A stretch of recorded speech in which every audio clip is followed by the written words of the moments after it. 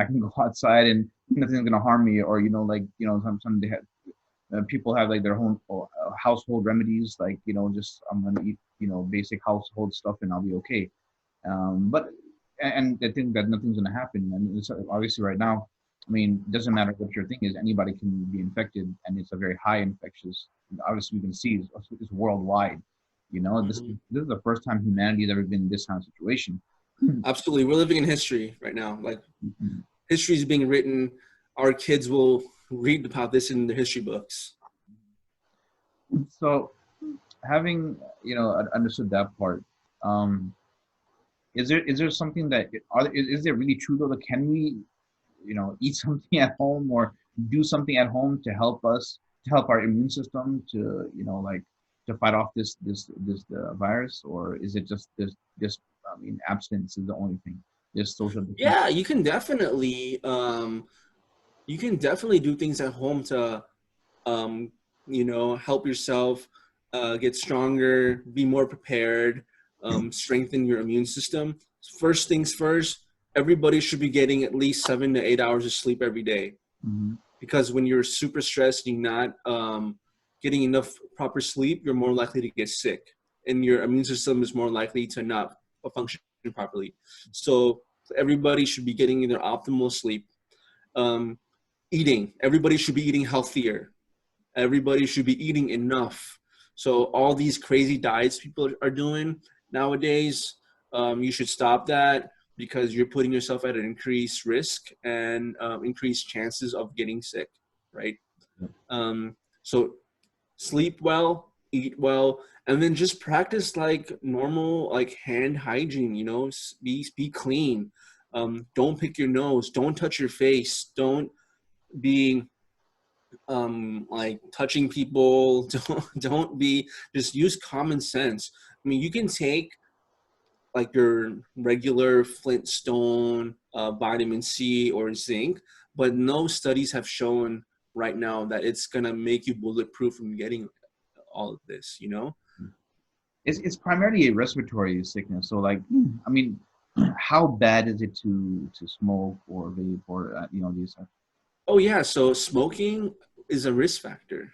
If you have a history of smoking, if you have a history of um, going to hookah places or smoking like that for an extended period of time, you have damaged your lungs. You have damaged your lung tissue, mm, right? So you would be at an increased risk for getting this, and you would be at an increased risk of getting a worse version of this. I see. Yeah. And so, since you guys are working, on the front lines, I'm sure it's had a huge impact on your guys's, professional and personal life as well. You care to share some experiences or just some advice to help us make sure we don't. Yeah. So the biggest thing people are doing now is people are panicking. Mm, People are panicking and they're going to the grocery store to get toilet paper. People are panicking and just stockpiling on food. Don't panic. There's no shortage in food. People, you'll still be able to go get food, right? Don't stockpile the hand sanitizers. Don't stockpile water. Like it's not affecting the food industry at all, mm, right?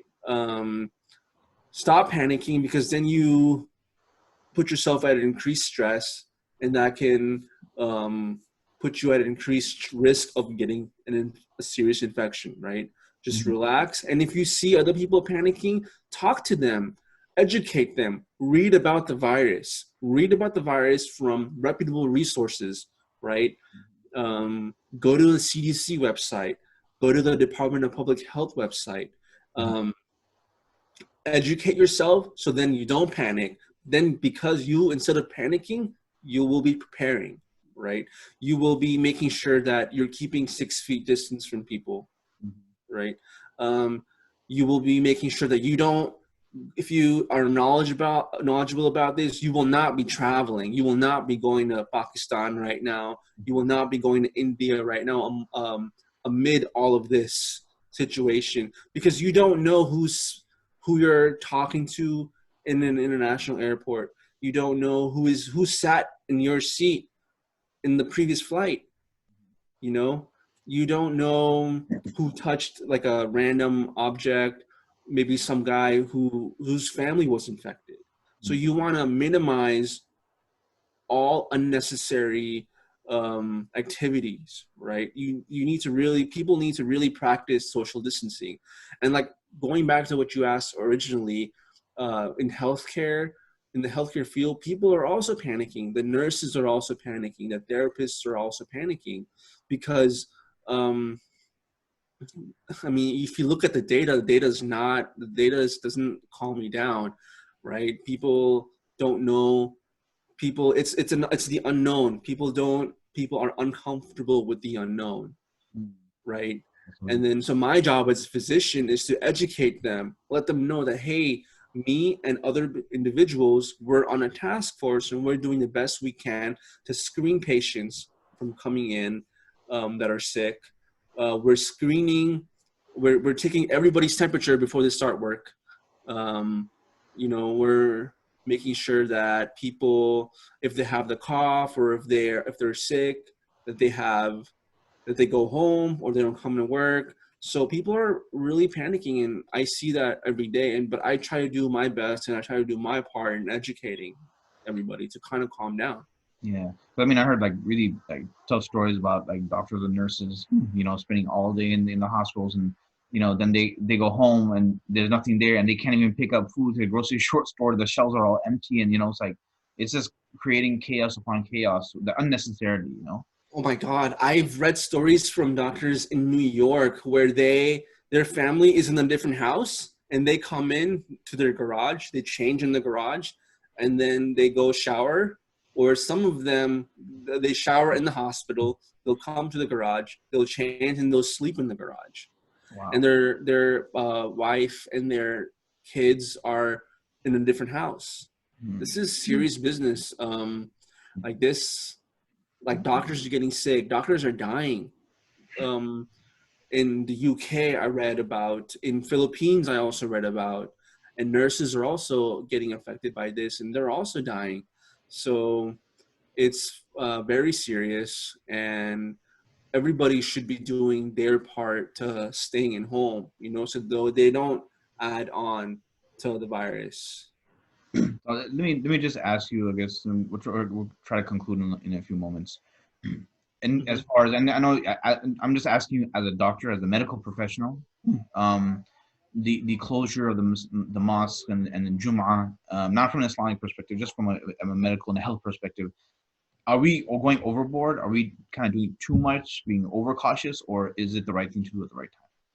It is absolutely the right thing to do at this point, because you can have if the mosque is open, people are going to come, people are going to pray, they're going to be right next to each other, and even if they're not next to each other and they're practicing social distancing, they could be coughing, they could be sneezing, that stuff can be getting on the carpet, and then somebody else comes and prays, your head is right on the carpet. Yeah. Oh my God, that is an insane, that's a huge risk factor, and that's a big no-no if you want to protect yourself, right? Yeah. And then you can pick up something from there and then go home and spread it to your family.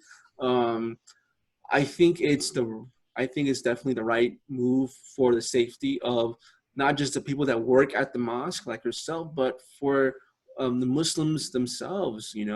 I think it's definitely the right move. Jazakallahu Khaira. Thank you so much, Dr. Shah, for your taking out time from your very busy schedule and talking to us. And is there anything else that you would like to share, like kind of last few, things that maybe we haven't covered yet?